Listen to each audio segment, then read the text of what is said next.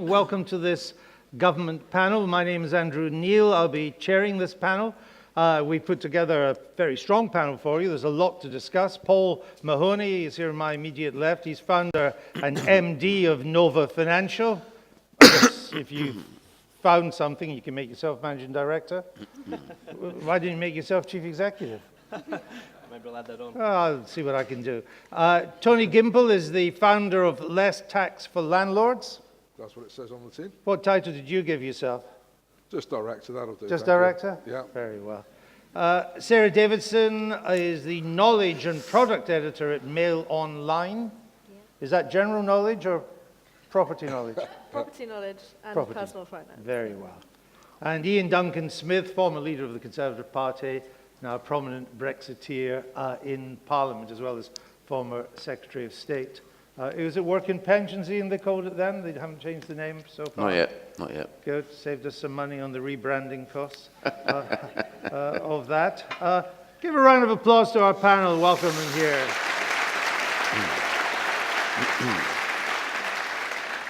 But it's not just the panel that's going to do work this morning. We have roving microphones. I want to bring the audience in from the start. Put your hand up and on topic.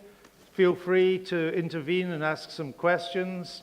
If you make statements, you will be cut off. Remember, questions end in one of these things, and the sooner you get to one of these things, the better. But I want this to be an interactive panel. So let's get underway. It's dead on 10 o'clock. We're finishing at 11:15 dead on as well, since I'm on air on BBC Two at 12:15. So I just hope Boris's bike lanes don't get in the way as I dash across London back to Westminster. Let's just go, before we get on to some specific property matters, let's just deal with the elephant in the room right away.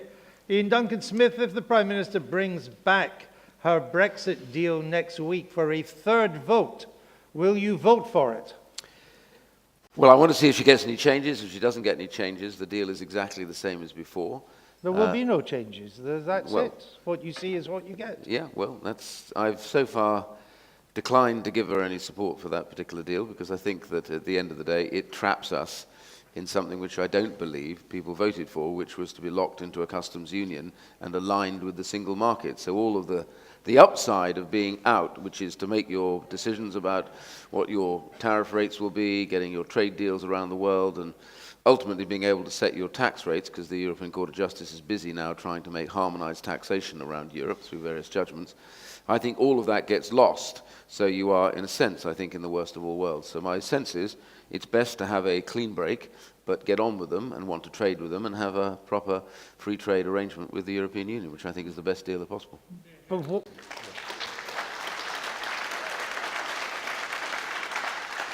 But why do Brexiteers like you keep voting against Brexit? I mean, you risk it might never happen at all.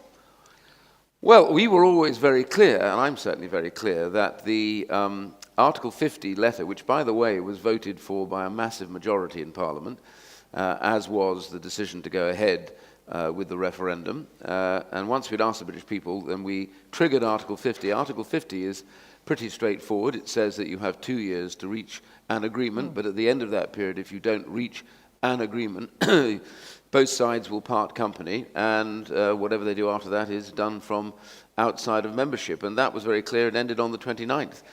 They've debated whether they can have an arrangement, but Parliament itself doesn't think this arrangement works. There are lots, I'm not going to bore everybody here, there's lots of detail as to why that's the case. And therefore, if we don't get this, then Prime Minister always said, I think I counted it 108 times, she said, that we're leaving on the 29th with or without a deal. And my sense is that when you give a pledge to the voting public that you're going to do something, I think the first thing you have to remember is you should actually do it. And that's my sense about what we have to do now. But she also swore blind at the beginning of 2017 that she wasn't going to call the general election. I seem to remember we had one in June of 2017. You say that you're voting against it because we'd still be in the customs union, we'd still be aligned with the single market. What is there in all that? Surely is still up for play. The future partnership allows you to negotiate all that. It doesn't determine that we stick in a customs union or stick in the single market. Well, Okay, so here is the problem. That if we sign and agree this agreement, then what actually happens is we have a withdrawal agreement. That withdrawal agreement sets a particular issue, which is a big problem amongst two or three. It has a backstop. Now, I know it's bandied around, people don't quite understand it. The backstop is if we don't, in the space of time that we've allowed, say, to the beginning of 2021, end of 2020, if we haven't reached an alternative trading arrangement, then what happens is either Northern Ireland stays locked into the customs union and aligned, therefore, in the single market, or the whole of the United Kingdom will do that. So the UK will have to act as one. There's no way on earth we're going to allow part of the United Kingdom to be treated separately, so you have a border as you cross the Irish Sea. That would be constitutional madness. So that means essentially that in a period undefined, in that period, if we still don't reach an agreement, here's the almost completely unique thing about this, which is the first time in any international treaty we have allowed the other side to have a veto as to whether we can ever leave that arrangement. So if they don't like that, and they don't like what we come up with or what we're going to do, they simply veto our departure. So we could, on this, be locked into the customs union and alignment with the single market, having left, therefore having no votes at all any longer in the council, but having to accept all of the laws and regulations. And that, I think, is frankly unacceptable, because as a sovereign nation, the whole point of leaving was that you take your own decisions. Now, whether people like it or not, that ultimately was what I think the vote was for. It was to become sovereign in these matters, and thus if the UK wants to do something, and that's what the people want, then we do it. But if we do this so that the EU says no, then we can't leave. If the DUP changes its mind by next week, do you change your mind too? Not necessarily, because the DUP has a set of particular requirements. Their main requirement is that whatever happens in this backstop, if we were to agree to this agreement, they would not be left alone. In other words, they're asking that if the backstop comes into play at the end of that period, which, as I say, is indefinite at that point, the rest of the United Kingdom won't decide just to leave them parked in the customs union, single market, basically still in the EU, whilst the rest of us are slightly outside. And so the answer to that the government will give them, and I'm almost certain of that, is that we would not leave them, which is, in a way, worse for the rest of the UK, because it then locks the whole UK into full alignment with the single market for goods and agricultural products, and it means basically that we are in the customs union, so we can't set our own tariff rates. We won't be able to negotiate any trade arrangements at all, because as you've seen with America, one of the things they want to negotiate is on agricultural goods and on machine tools and all the rest of it. We won't be able to do that because all those tariffs are set in Brussels. Sarah, has this whole protracted Brexit process had an effect on the property market? Yes, definitely. I think that we've seen, particularly from the beginning of this year, a marked slowdown in the number of transactions. Rick's latest research showed a real drop in the number of properties on estate agent books. I think the fact that we don't know what's going to happen is causing this kind of paralysis. People are just waiting. It's creating a false sense of security for buyers who are asking sellers to drop their prices. So sellers are just saying, look, I don't need to do this now. I'll wait until the summer, try again then. Because they think the prices are going in their direction. Yeah, absolutely. They're trying to, I think buyers are trying to take advantage of the uncertainty to bring prices down. Sellers are saying, well, no, because in 6 months' time, hopefully, we'll have a bit more certainty. There's nothing really fundamentally wrong with the market, the economy. So it's really just a reflection of confidence at the moment. But that will take time to start back up again. The property transaction process takes between 3 and 4 months. Even so if there's a lag. Even if the uncertainty was resolved quite quickly? Yep, then we would won't still see a take- pickup until the end of the summer, really. Right. I'm happy to take some Brexit questions, Brexit related, if you simply put your hand up. There, I can't believe we've got a whole audience that doesn't want to ask a single question. Get a microphone to the up there, then we'll come back down here. Yes, sir?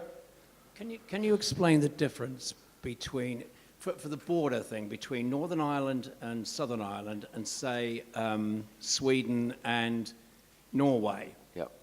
Why would you have to have a hard border anyway And what are the differences between these two arrangements? They're both the same kind of thing. They're both a non-EU entity and an EU entity. Norway not being in the EU, but Yes. Sweden being in the EU. Precisely. Okay, Can let me add can I also ask one more thing? Can Well, I? briefly, because two for Yes, the price very of one briefly. is not on the menu. Why on earth would a whole lot of sensible people vote down a no-deal Brexit? If you were doing a business with somebody, you wouldn't say, "I'll sit here in perpetuity until Okay.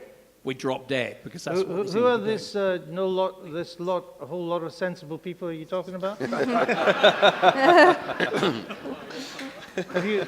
Have you ever been to the House of Commons? Ian, the border issue?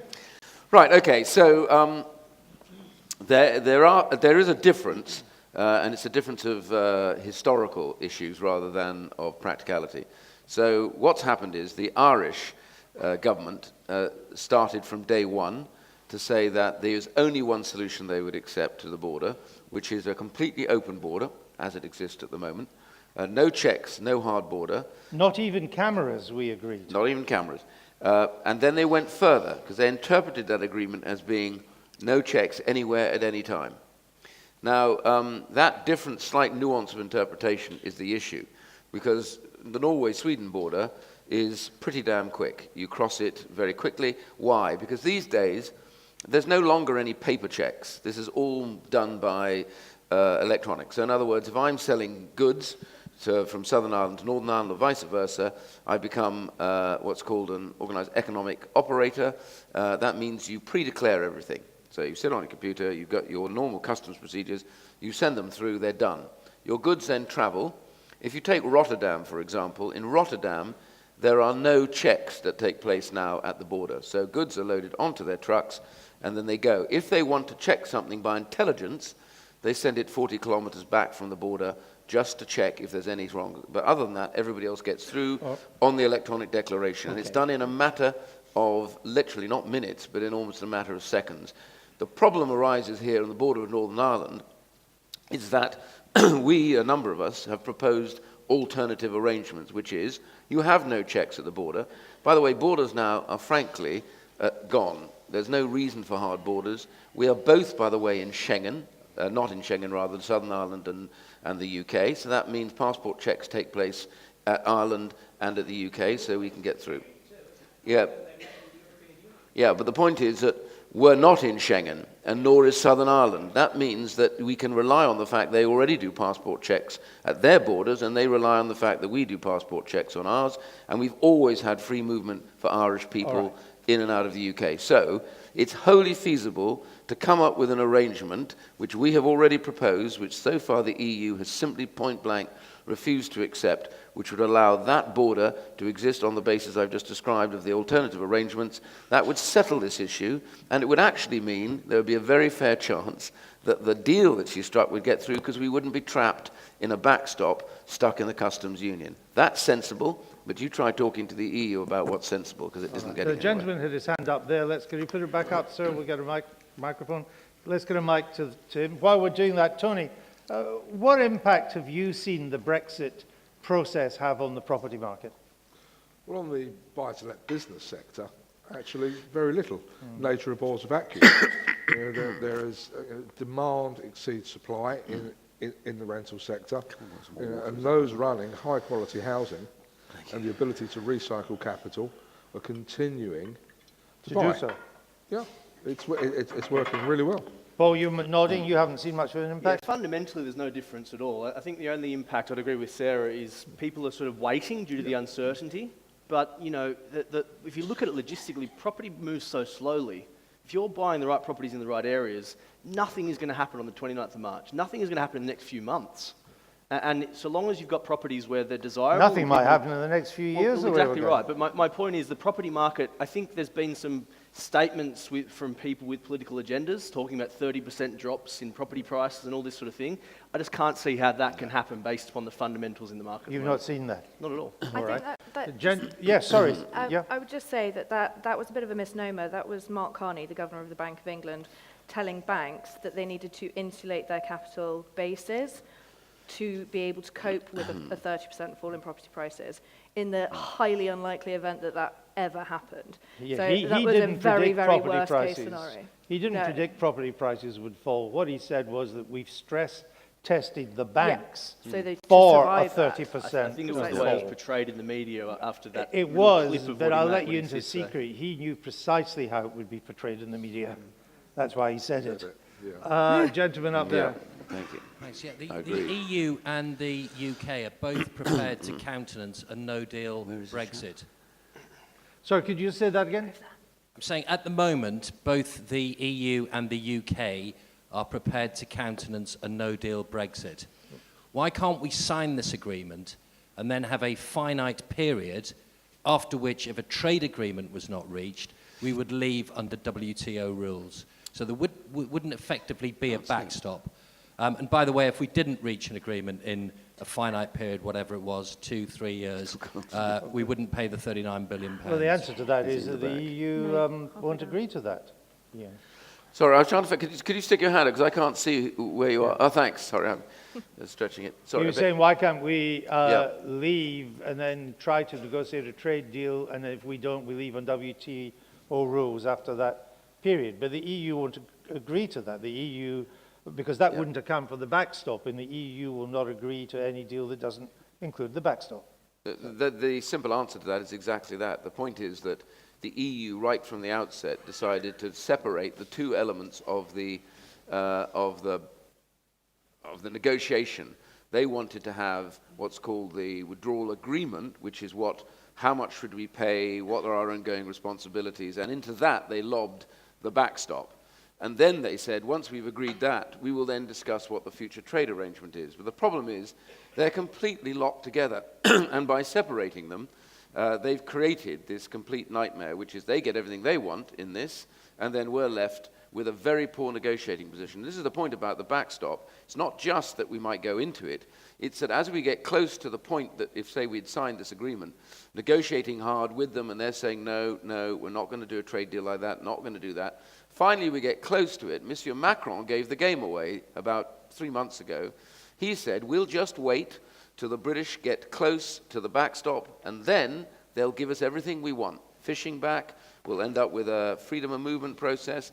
He went through the whole list. He said, this is set for us to get what we want, and the British will become basically supplicants. And that is absolutely true. That's the problem. We have no negotiating position. You're quite right. Would have been far better if we'd said, look, let's go straight now to an agreement on zero tariffs under GATT 24, because we're going to negotiate a free trade deal, and then let's spend the rest of the time discussing how much we pay and what our trade arrangement will be. All right. Sarah, let's come on to some property matters. As I understand it, landlords have just filed their tax returns, including the loss of the first-tier tax relief for the first time on most of the interest. What effect is that having on the market? I think that, it will have been a bit of a, shock for people in terms of the money in their pocket for the first time. But the reality is that most landlords have been preparing for this for a number of years now. So actually, the effect on the market more broadly is minimal, I would say, in terms of that hard deadline in January. Actually, what we've seen over the past 18 months is landlords who have skinnier margins make a decision either to change their business model or to sell up and leave the market. And leave the market altogether? Yeah. You're nodding there, Paul.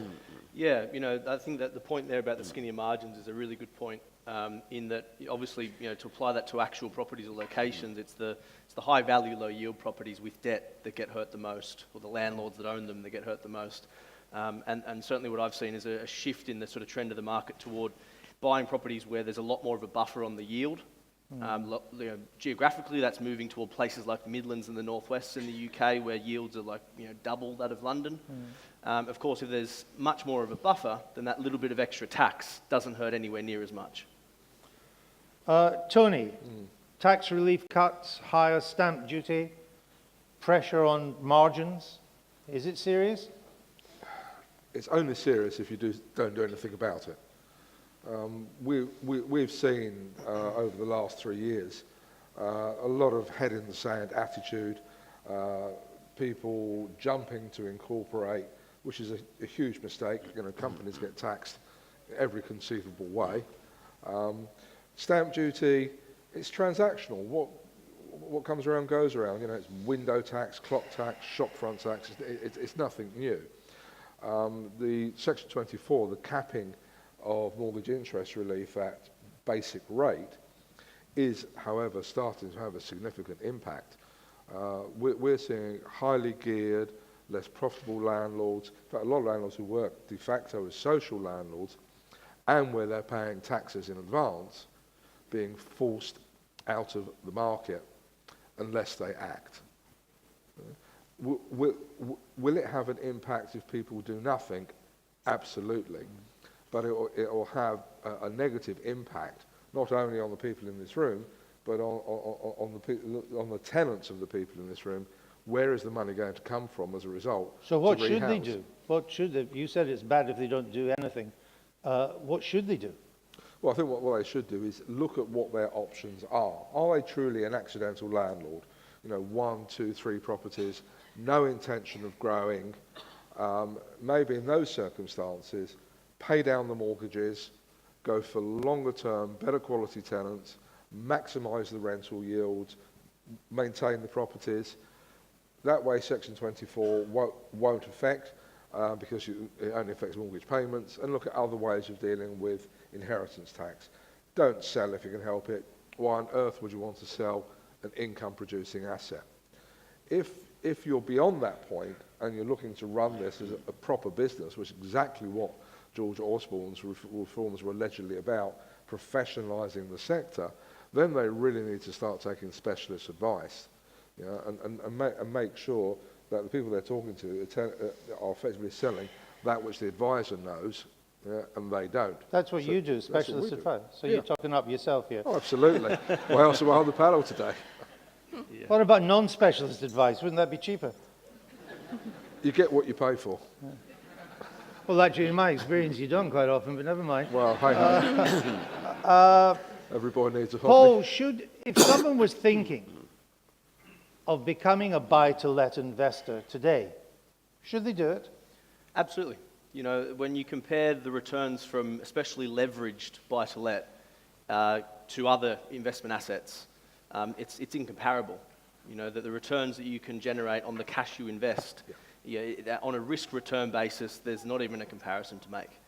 For the past 20-odd years, the average returns on capital has been over 15% per annum.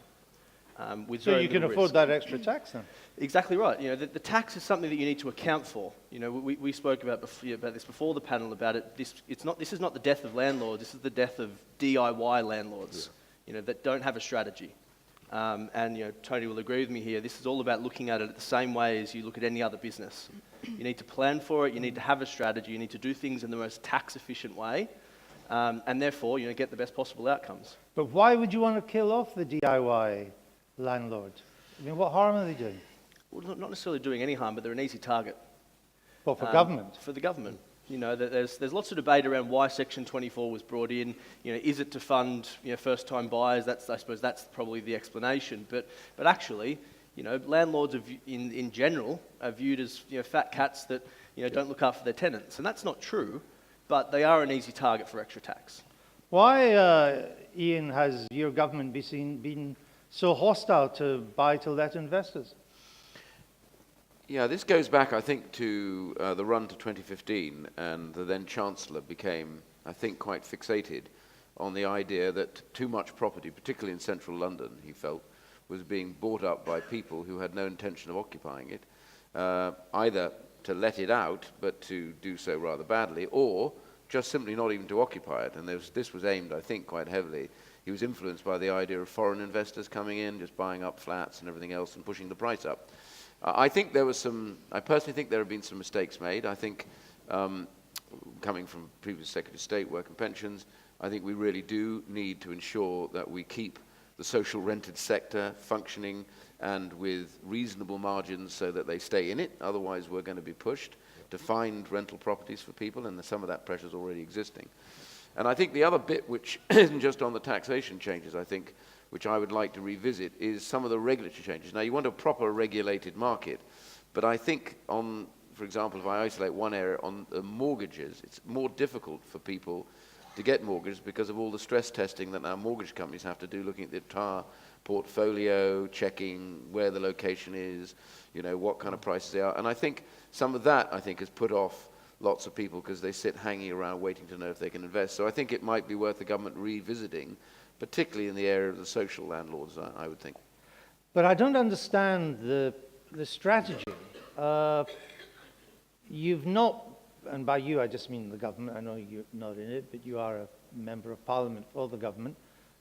You've not built the number of new homes to buy that are needed. You've barely expanded the social rent sector at all.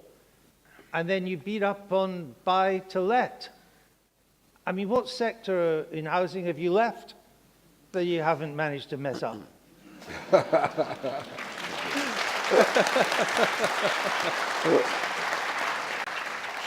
Okay, let me just take that one straight on. Look, successive governments, it doesn't really matter what hue, have simply not managed to get the market right, so enough houses have been built, accepted. Ironically, this year is probably the best year in, 20 years or something for house building. I think 250,000 houses or something have actually been built, and the program is to get 1 million houses built over the next few years. So at last, this government is now taking the decisions that should have been taken 15, 20 years ago to build more houses. They sat back and said, well, we don't want to do it and everything else. And that means the planning permissions have got to change, and that process is very slow in the UK compared to lots of other countries, except that.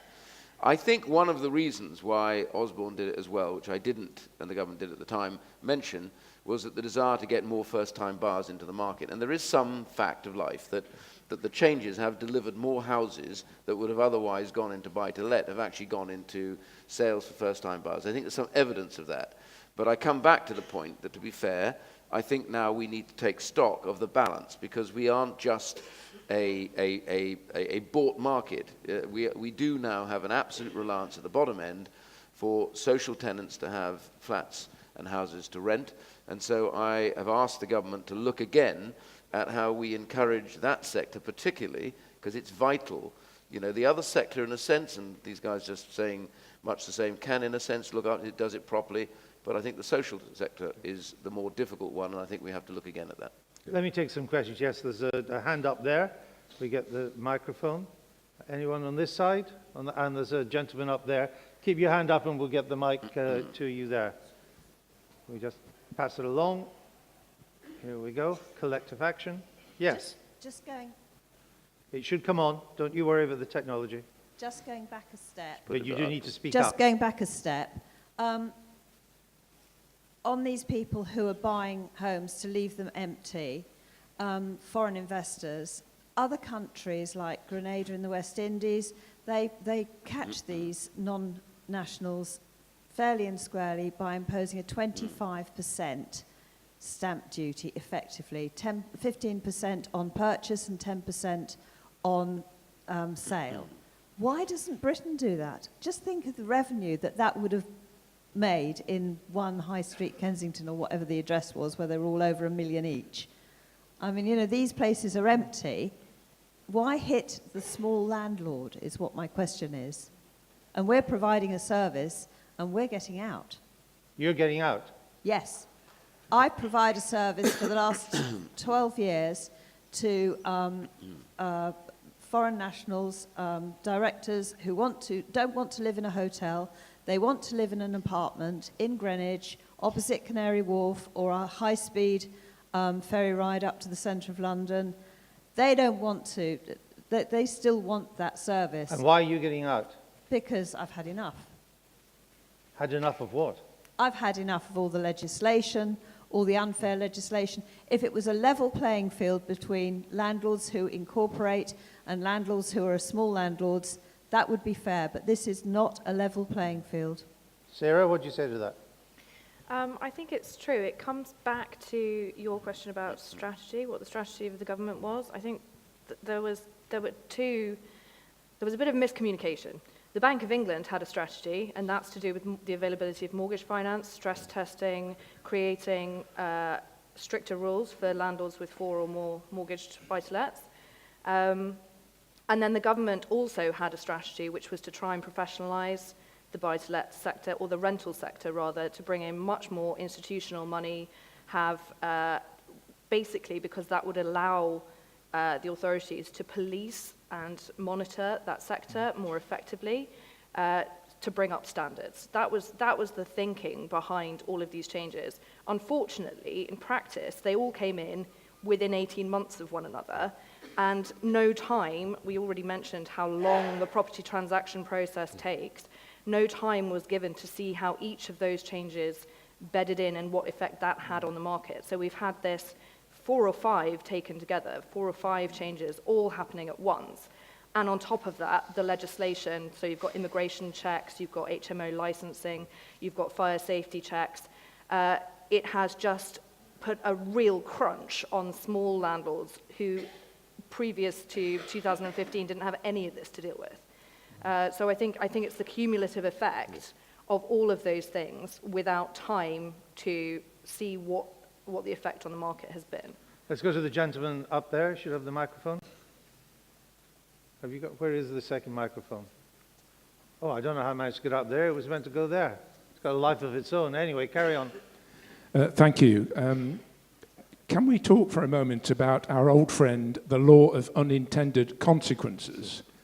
Because the government has introduced so much legislation, and a lot of it seemingly on a random basis, these things collide in the marketplace and either make some landlords want to give up, as the last questioner from the floor indicated, or in my case, you find that if you're a professional landlord and you're a survivor, because landlords are leaving the market, the demand for property at a good quality is still there. Therefore, those of us supplying that are getting very nice, thank you very much, increases in our monthly rents. And there are 2 reasons. Landlords are leaving because of the income tax relief, which has been altered, as you mentioned earlier. The second reason they're leaving is that in many parts of the country now, we are getting landlord licensing fees introduced by the local authority. I've just gone through this process in the East Midlands, where I have some properties. It's a 20-page form full of data you have to provide, and the license is £500 for a 5-year license per property. That's pushed a whole number of amateur landlords with one property out of that market. When will we get to a question? The result is that the price I'm getting per month has now gone up by £100 a month. So what are you complaining about? The government is actually reducing the supply of property to the rented sector. That didn't, I think, it wasn't its original objective. Because they don't look at all the legislation they're bringing in and see how it all interacts. They're damaging the market. So there's no question? There is a question. Well, let's get to it. Right. Now. The damage is that the tenant is therefore having to pay more money because of the government's I'm sorry, that's not a question. It is to Mr. Smith. What is the question? The government is being incompetent about the property market. That's the question. Statement. It doesn't end in one of these. What bit did you miss at the beginning? Let me try and come back. There's too much legislation, is what he's trying to say. Why are you doing it? And I think the other thing coming out of the lady's question down here, a lot of what Mr. Osborne reacted to was because of a particular bubble in London. Not just in London, in central London, not even central London, within the Circle Line. Why would you base national legislation on what is essentially a freak market? Well, can I just, the 2 of these questions, your comment is correct. I've written about this, and I said that places like New York actually do this. They say that if you don't occupy this place, we are going to put a different tax level on you, and that rather discourages it there. And I think we could have done something like that at the time, and I think that would have helped. What was happening was a lot of people, particularly from China, were buying properties in the idea their children were going to come to university here at some point, and then they'd occupy them 15 years later, but in the meantime they didn't really care because they had enough money, so it would just accrue a value, and at some point they might sell it. So that could have been dealt with, I think, separately. I completely agree about that, and there were arguments at the time about this, but I think some of this has been led by the media and the politicians. Oh, be the media's fault. No, I didn't. Ah, of course. I'm not blaming the media. I'm saying the Oh, argument you was just led by did. the, and then, no, the decision always lies with the government. So the But government I reacted mean, to a that. non-occupancy tax, as the lady down there mentioned, would be relatively simple to administer.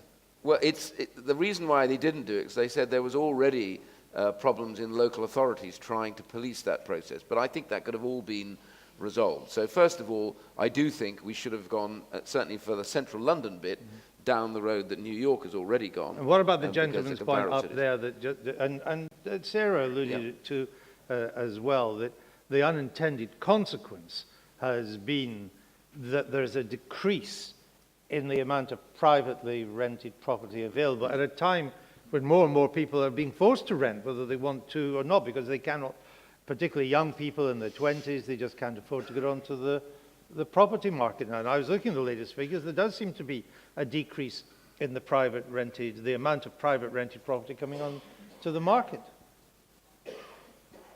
I was looking at you, Ian Duncan Smith. Oh, sorry, I was going to... Well, you mentioned... You You mentioned can't get out of it. so I thought... No, I assumed- mentioned that Sarah had alluded yeah. to that. Yes, I mean, is it government policy to have more privately rented accommodation or not?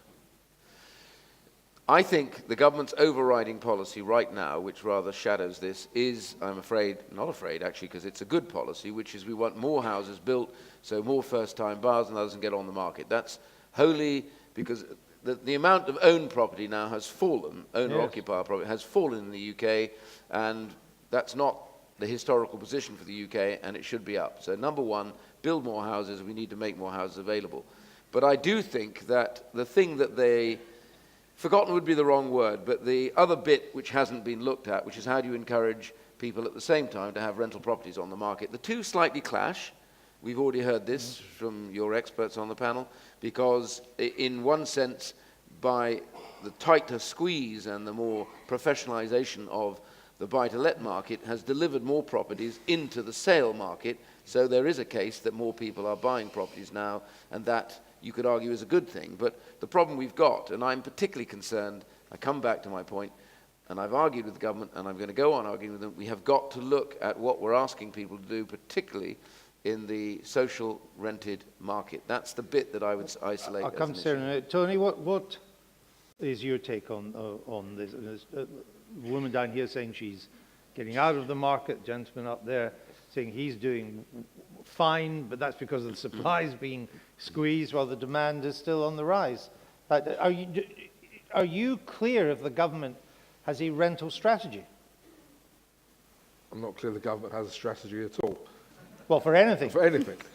But that's the same with any government. You know, it's a bit of a self-fulfilling prophecy. Look, the law of unintended consequences is right. And we've had this perfect storm of regulation, legislation, variable enforcement, outcomes-based, and nobody's really sat down and did planning 101. Where are we now? Where do we really want to go? And which road to Rome do we take? How do we reverse engineer the process? Rental sector is now the second largest tenure in the UK. It's growing. It accounts for 20% of tenures. Sorry? It accounts for 20%. Yeah. The private sector is 20%. Yeah, exactly. So the high is twice what it was in 1996. Yep, and growing fast. Yeah. Well, not anymore, we hear. There are always short-term up and downs, but the trend will... Well, you think the long-term trend is Yes. still up? Yes, it is still up. It is. And we're seeing that every single day that people pick up the phone to us. The real good thing, actually, about some of this unintended consequence is that there are tighter mortgage lending rules for buy-to-let landlords. If anybody in the room had a mortgage in the late 80s, early 90s, when we came out of the ERM, that hurt. Interest rates went through the roof.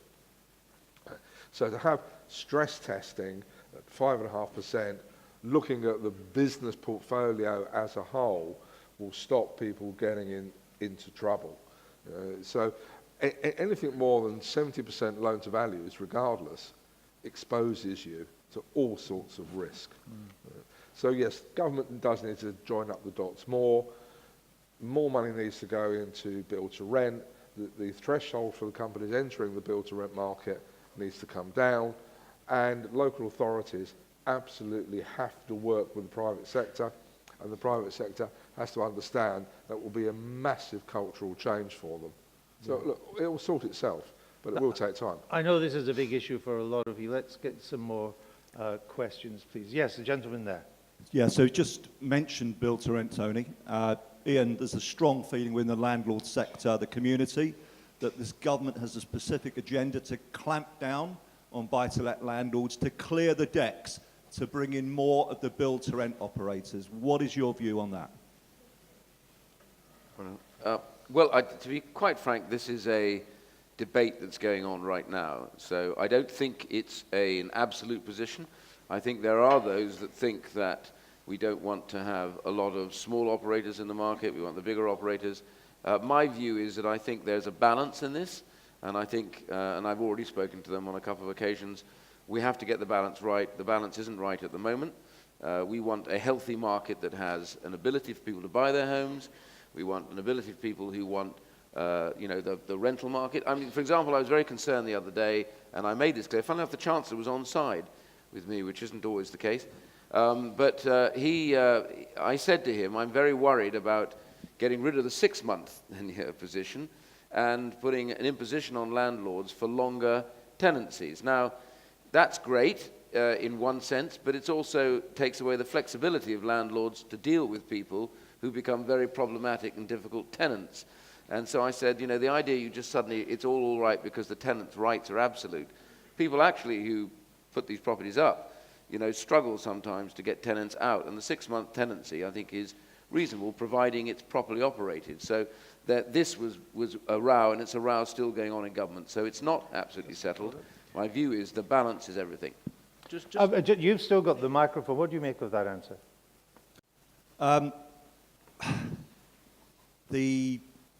Clearly, what has just been mentioned by Ian about the tenancies, I mean, if we go back to 88, the Housing Act, and then which brought into buy-to-let, and then this massive growth, it was underpinned by the reality that lenders could, if they chose to, if the landlord was defaulting, get the property back. But now we're obviously seeing a very strong political tide from certain sections to change for longer tenancies. But the reality is, of course, the vast majority of tenancies are ended by tenants, not by the landlords. Yeah. All right. Okay. Tony, you wanted to come in. As I understand it, the government's been consulting on 3-year tenancies. Yeah. With a 6-month break clause in them, but that hasn't become law yet. Is that right? Well, I was going to ask Paul, and then I'll come to Tony. Paul? Oh, okay. Can I just make a point just Of on course. that build to rent there, just a little bit? I read a report recently. We just made a comparison there between the UK and the US, and this is quite a good comparison. That there's millions of build to rent units in the US, and still a very strong private rental market. There's thousands of build to rent in the UK, and the vast majority of the market is private. So there is a market for both. I think at the moment for landlords, it's more of a fear rather than a reality. And I think at the end of the day, regardless of the way the government goes, there will still be a balance. Tony, you wanted to come in on this, build to rent? Yeah, but build to rent is a good thing. Longer term tenancies are a good thing, but with rights come responsibilities. Landlords have rights, certainly tenants have rights, and I've been both. I've been a tenant in good landlords, for good landlords, been a tenant for bad landlords. So having good quality, well-maintained, licensed premises is actually good for everybody, including the market. But the ability for a longer tenancy should be simply that, an ability, not an automatic right. Having said that, if you want very short-term tenancies, do Airbnb or run a hotel or service the com. But if you also want longer-term tenancies, then the ability to go beyond the 6 months for the right tenant with mutual agreement, but with the ability for both sides to get out of it in the right circumstances, could work. But sometimes you have to let the market work itself out. But Sarah, wasn't the government consulting on whether everybody should have a right to a 3-year tenancy? Yeah, I think that is what they're consulting on. I think there's been a lot of political pressure from the left to look after the rights of tenants more carefully. If you look at Scotland, they've already brought in longer-term tenancies and also rent caps, or at least they brought in to the legislation the ability to put those in force if they see the need. That has had, or it's not really had an effect on the provision of mortgage finance by buy-to-let lenders there yet, but I think that's because the rental caps and longer-term tenancies haven't been enforced by the government yet. I speak to mortgage lenders and mortgage brokers a lot, day-to-day job, and mortgage lenders have been very explicit that these types of moves to make mandatory long-term tenancies where it doesn't matter if the tenant falls behind on their rent and then the landlord can't pay the mortgage and then the mortgage lender is exposing themselves to a huge amount of risk. And they can't reacquire the property. And they can't repossess the property. You are then in a very difficult situation where your intention as government is to protect the tenant. What you're actually doing is going to discourage lenders from lending on that type of property in that location. Landlords won't be able to get a mortgage. Tenants won't have anywhere to live. So they've got to think about both sides of that equation. Okay. I'd also like, just very quickly, we talked about the kind of housing strategy, and you raised the point about social tenants who rent from private landlords, and that is a very big part of the private rented sector, and it's an important part. And you mentioned that you think that it's an area that the government needs to look at, and I wondered if I could ask a question, what specifically you would put in place. For example, should tax relief be reinstated for landlords who do rent to social tenants so that profit pressure is taken away for that specific part of the market? So to give them an incentive. Yeah. Exactly. Ian? The answer is I do think that's the area that we need to look at, because what has changed over the last 15, 20 years, I suppose, has been the balance between wholly owned social housing and privately rented social housing, and we've come to rely more and more on the private sector to provide our housing. Now, if we went on a big building spree, which we are, and we're going to add more social housing, it's still not actually going to get rid of the requirement to have this kind of affordable rented sector, which is vital, and particularly in London. It's particularly peculiar in London that it's required more than anything else. So I would certainly, one of the areas I said is we should kind of like, the wrong way to put it, separate out to a degree, not completely, but just separate out and look at this area as a social need, and therefore it needs to be treated in a way that, because the returns on it are not great, so you need to look at, therefore, what keeps people in the market. All right, let me get some more questions. Yes, hold on, we got a microphone to you. I know you've got a loud voice, but you still need the microphone. 3- and 5-year tenancies would not be a problem if procedures for evictions for specific derelictions were toughened up and speeded up. Why should this not happen? Because it's unpopular to evict people if you're a politician. Well, it's a political debate. What bit of that didn't you work out? Yeah. Yeah. So why are you asking the question when you know the answer? Right, let's have more questions. Yeah, I'm determined to get a microphone to you, but keep your hand up so that they know where it is. Have we got a microphone near anybody else at the moment? You've already asked a question. Don't push your luck. This corner's a bit... No, you can't shout out if you haven't got a mic. Just behave yourselves. Yes, sir. Yeah, hello. This is... It's all right. The mic will work. They'll handle that. You get the question right. My question's to Ian. Ian, you were the architect of universal credit. Do you think it's succeeded, and has it been successful?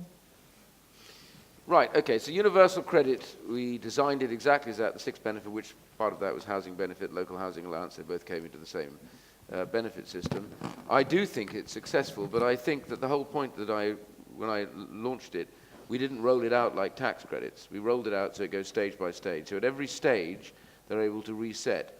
Now, one of the big problems, the reason I resigned at the time, was because the then Chancellor chose to take $4.5 billion out of the benefit.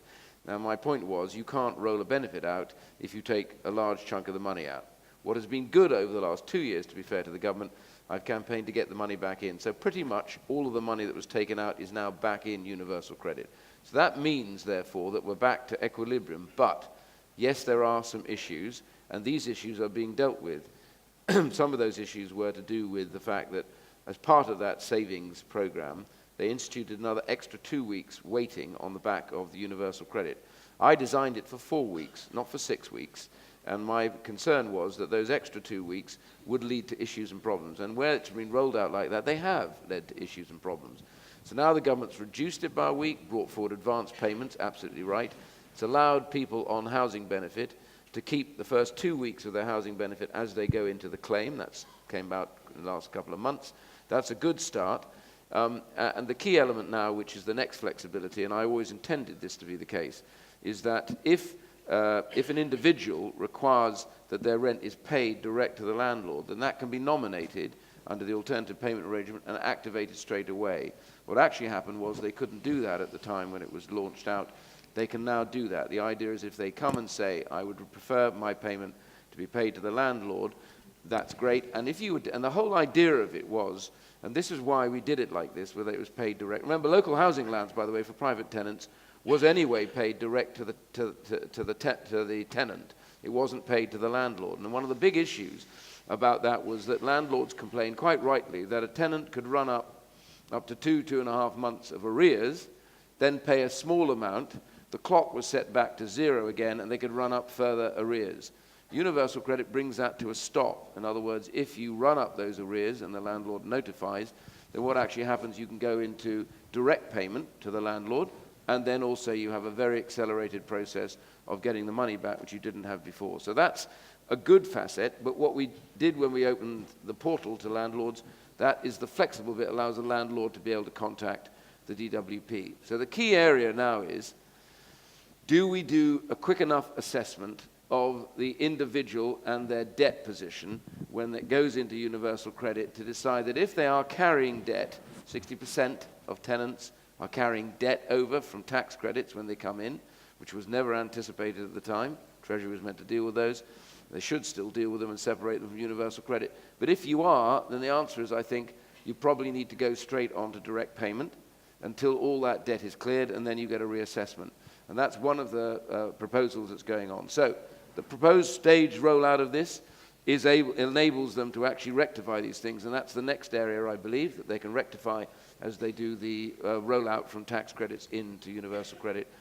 Overall, as rolled out and balanced as it completes its process through the country, I think it is having already and will have an enormous effect. More people are genuinely going back into work directly as a result of that. You've seen already the figures recently were down below 4% on unemployment for the first time in decades. This is hugely to the idea that actually through this process you'll be better off in work, and that's the key. But it's an engagement between landlords, and I know the DWI, I talked to them only a week ago. They're reacting to the comments coming from it, and they're actually trying to be as flexible as possible. And I think if you keep talking to them, that's what you'll get. How many people are on universal credit? It's about 1.5 million now will be on universal credit, and the next phase of the rollout will, over the next 2.5 years, take that figure up to around 5. Depends how many on benefits, but around 5 million. So you came to power in 2010 with Yep. universal credit reform as the centerpiece of welfare reform, and 9 years later, it only reaches 1.5 million people. Well, I don't think that's... I mean, at this rate, we'll be into the 22nd century before No. it comes to the country. Honestly, there is a reason why, and when I introduced it, we decided the best way was to do it stage by stage. Because all the other... I mean, you take tax credits, when that was rolled out, nearly 750,000 people didn't get a down payment at all for months. And they've never got that money But back. you never thought there would be just between 1 and 1.5 million people when you started this by 2019, 2020. No, but I adjusted it for a very good reason, Andrew, because what we wanted was, as the benefit rolled out, when you because it's, by the way, the system is absolutely working really well. The IT system works, which is unusual for government IT, but it is working. Not unusual, it's unique. Yeah. But the point I'd make, and this is the important point, we decided that because it is such a comprehensive benefit, far better to take time to make these changes. And these changes that are being made because as you roll it out to the next group, You learn things. you realize those All issues. right. There's a woman there had her hand up on this. Where was it? Yes. Let's get a microphone to you. Hiya. I'm concerned that the sort of smaller people are being taxed heavily. And, you know, in the community we say, why aren't big companies, why are they allowed to pay such small amounts of tax? You know, why don't you change the rules so big companies are appropriately taxed instead of just people, you know, and you're talking about people going into work, more people in work, but there's lots of people who are in poverty, working really hard in poverty. So why don't you balance things out better? Which big companies do you have in mind? Facebook, Other than Google, Facebook, Amazon and Apple. Other than that, who do you have in mind? General Electric. I mean, there's lots of, General Electric, that doesn't pay tax? I'm talking about massive, like small tax bills for, huge multi-million, profits. Starbucks. Yeah, I mean, I couldn't give you a list here right now, but I just gave you a list, so you don't need to. Thank you. All right. I mean, I'm not sure the panel. There is a general concern that people are paying a lot of tax, whereas the big companies have managed to find ways around tax. That's it's not just a British problem. It's the Europeans have been looking at this. The Americans have been looking at this as well. Tony, if you look at some of the statistics, the landlord market pays $4 billion in tax. That's more than gambling, that's more than banking, that's more than food. More than banking? More than banking. That's only recently since the crash, since they haven't been making profits. By about 1.1 billion. Yeah, but I mean, in 2008, the British financial sector paid 82 billion pounds in tax. Yeah. It's a bit more. Yeah. That was then, this is now. And then if you look at companies like Amazon, they pay almost nothing. So yeah, look, there is a real point that we should have a slightly more balanced tax system. Yeah. But just to come full circle, Ian Duncan Smith, maybe the way that you get the big companies the lady has mentioned to pay tax and to stop them moving locations to avoid it, of course, is you probably need to tackle that at a European level, Ian Duncan Smith. Well, actually, I don't agree. I'm surprised. Yeah, I agree. I agree that there is an issue about low tax, but a national government can resolve that themselves, and there is every reason why they should do. Companies that make profits here should pay taxes on their activity and profits. Yeah, but the way they set things up, they don't pay profits here because they pay massive intellectual property payments to Luxembourg or to what is it? To Dublin, what is it? The double Dutch Irish sandwich.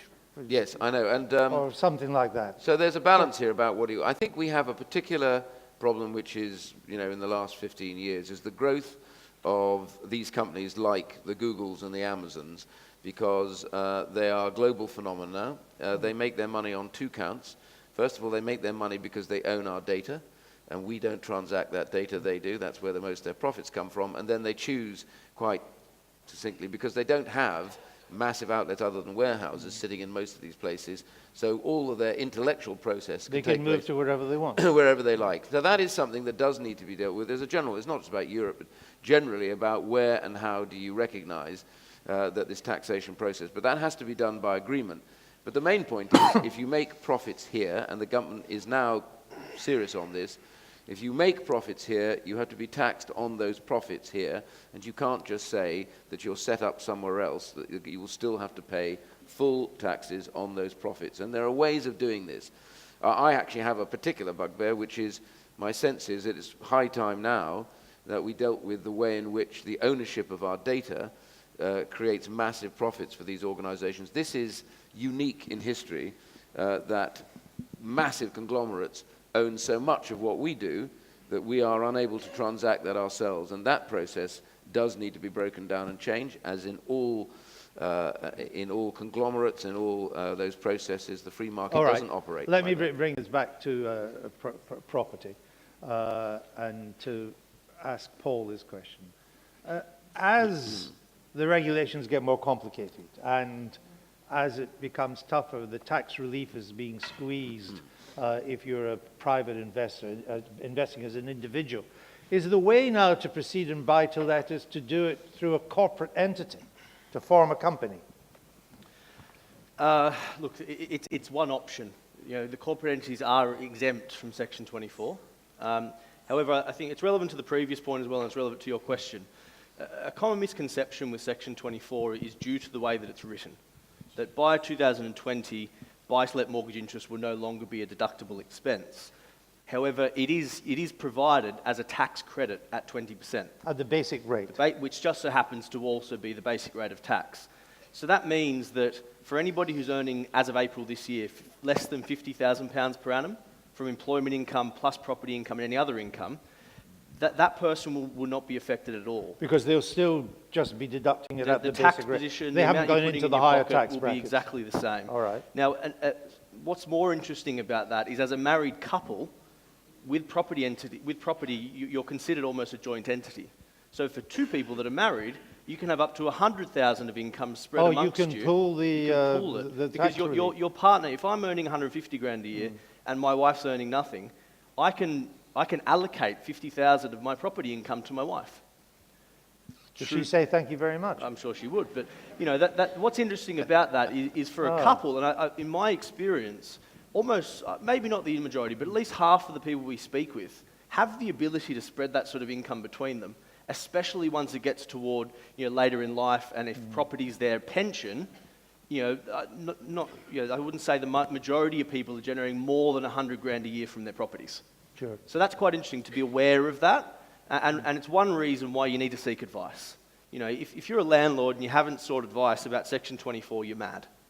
You need to know how it's going to affect you, and you need to know what strategy works in the current market. If you don't have a strategy, you're also mad. Seek advice. It's not a do-it-yourself activity anymore. It's too complicated. So far as what works from a tax perspective, as far as property selection, finance, there's been a number of changes with finance lately, how that affects certain situations. You really need to seek professional advice and determine what the best way forward is for you, because there's a massive difference between the right strategy or the right decision and the wrong strategy and the wrong decision. Tony, I think you said earlier on you didn't think going the corporate route was right for a lot of buy-to-let landlords. For the majority of people, it's going to be a really expensive decision. Limited companies are taxed in 7 different ways.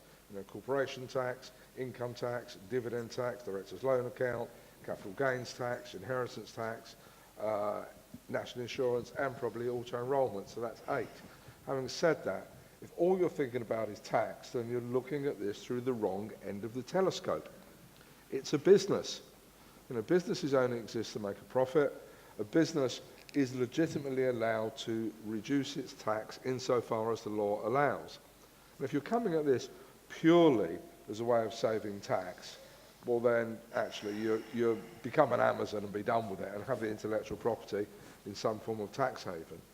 But if you run it as a proper business, a combination of different legal personalities, limited liability partnerships, limited companies, mixed partnerships, and separating ownership from enjoyment from control, avatars of the same people, legitimately allows you to run proper businesses and gain a lot of benefit. Sarah? I think I agree with what both Paul and Tony have said. I would add one point to the getting professional advice. You'll find that some mortgage lenders, and typically the ones that will take account of the fact that you're a basic rate taxpayer and therefore give you a better deal, are only accessible if you use a broker. So that's something to bear in mind. But I also think it's worth putting this, taking a step back from thinking just about buy-to-let. Ultimately, if you're looking at investing in property because it's part of your personal plan for affording your retirement, then you need to make sure that you're thinking about your whole portfolio. Over-investing in property probably isn't the right thing to do.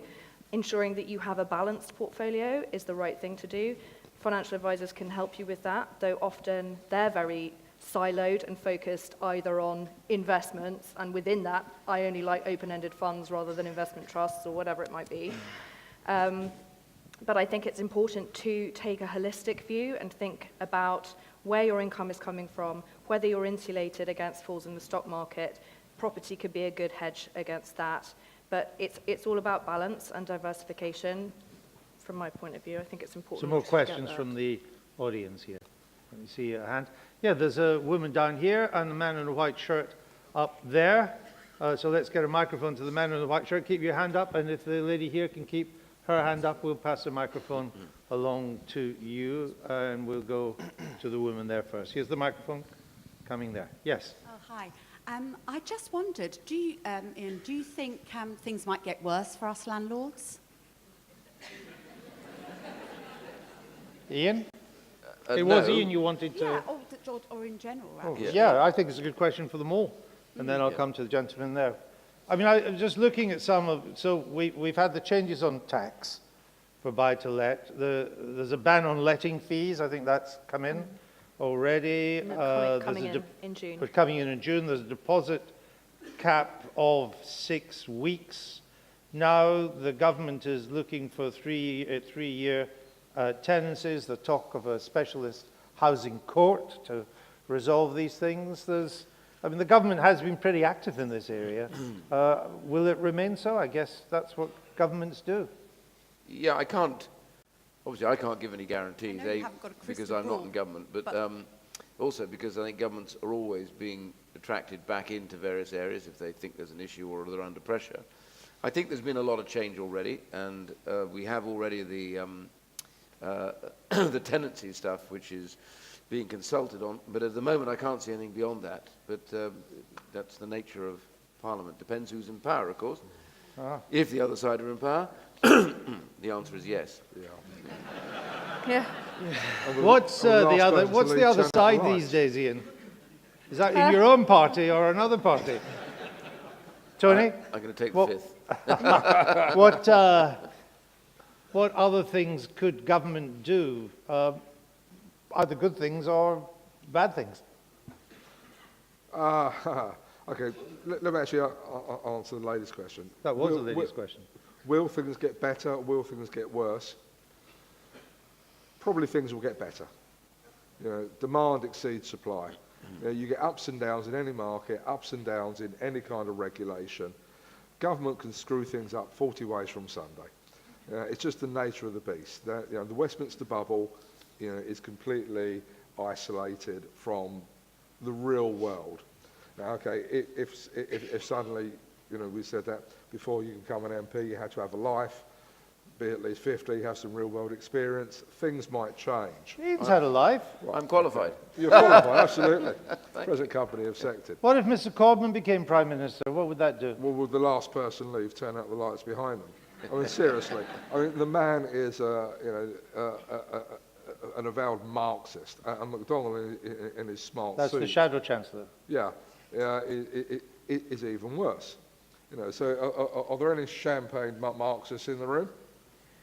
Good, fine. Sorry. Well, there might be, they just don't want to. Well, no, come on. There's champagne on offer, I guess. Divided we stand, united we fall. All right, important to discuss these things. If I can comment on that as well. I think things will get better because all of these changes have caused uncertainty. And obviously uncertainty, no one really knows how they're going to affect the market. But Tony's exactly right. Any market is all about supply and demand. The demand is substantially outweighing supply. Ian's right, the supply is increasing, but the average for the past 10 years has been about 150,000, and the average each year over those 10 years required has been 300,000. So we're only supplying the half of what's needed. And whilst ever you've got those dynamics in a market, things are going to work in the favour of landlords. Even though changes to landlord taxation are now calculated to add 2 billion to the tax they will have to pay within 5 years? As I say, it's all about how you deal with that. If you're just going, Well, if you are a higher rate well, you don't. If you're a higher rate taxpayer and you're just going to sit there and cop it, then fine. But there are strategies for better dealing with it. There are. There are a number of ways of dealing with it and to mitigate the tax. All right, let me mitigate by going to the gentleman there. I read an article recently in the papers that local authorities, because of budget cuts, had sold off thousands of acres of lands and buildings, and these were traced back to offshore trusts and companies and weren't being built on. At the same time, you hear about developers land banking and not building on planning permissions granted.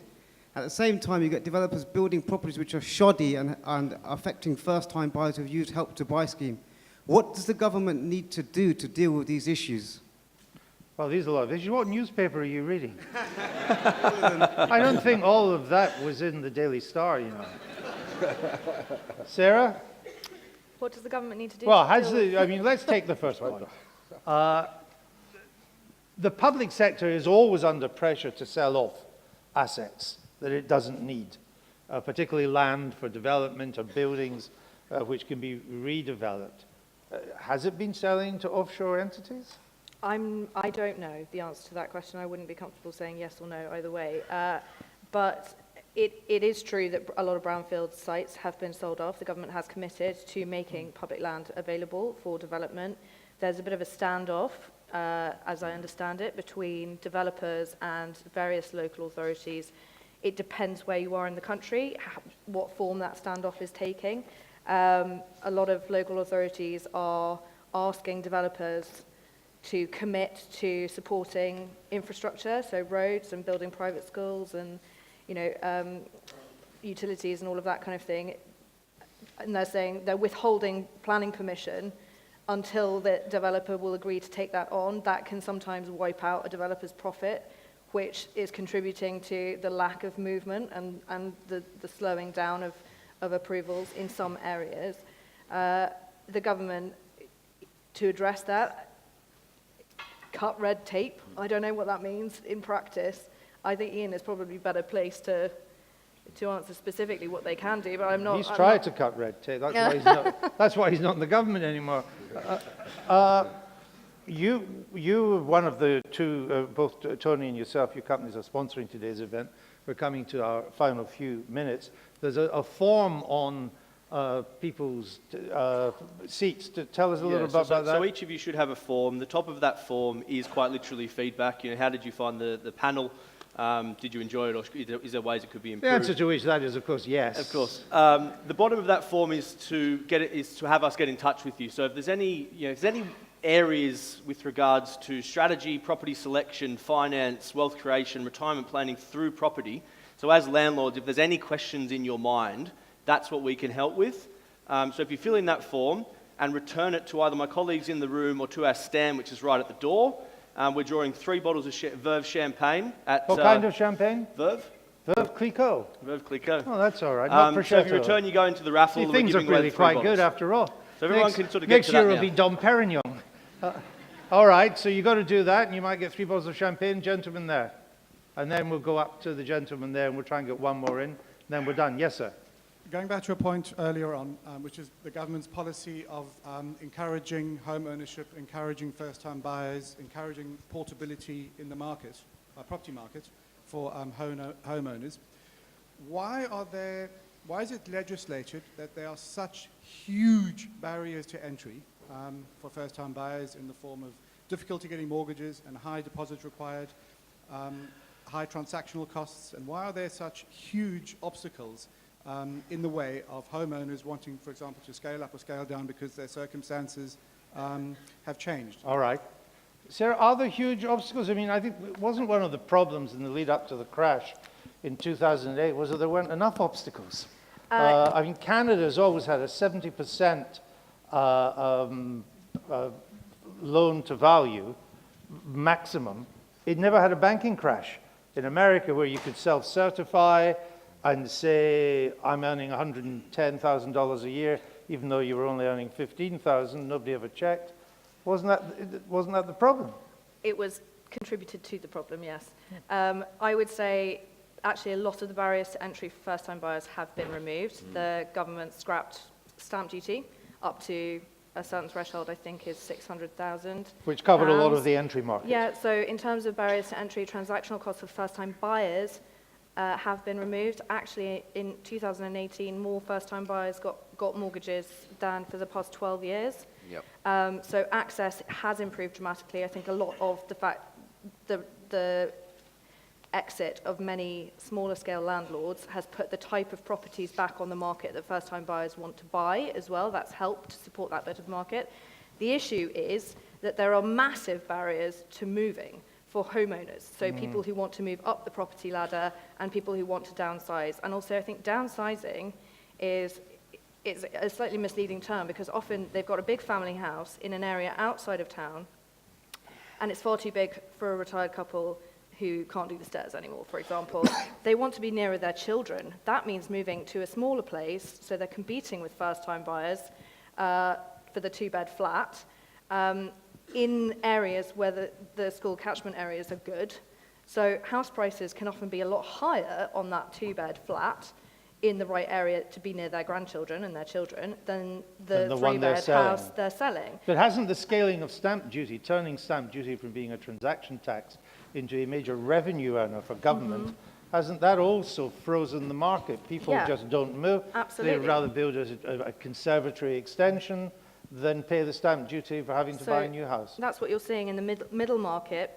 People who with growing families are choosing to extend, because why would you pay £70,000 in stamp duty to the government and have the hassle of moving when you could pay £70,000 to a developer and have a bigger house and it's exactly the way that you want, and then your kids don't have to move school? Right, let me interrupt you because we're in our final minute. Yep. I just want to go around the three experts. I'll let Ian out of this. In 5 years' time, will the private rental market be in better or worse condition than it is now? Better. Better. Better. Three betters. We end on an optimistic note. Big round of applause for our excellent panel. Thank you.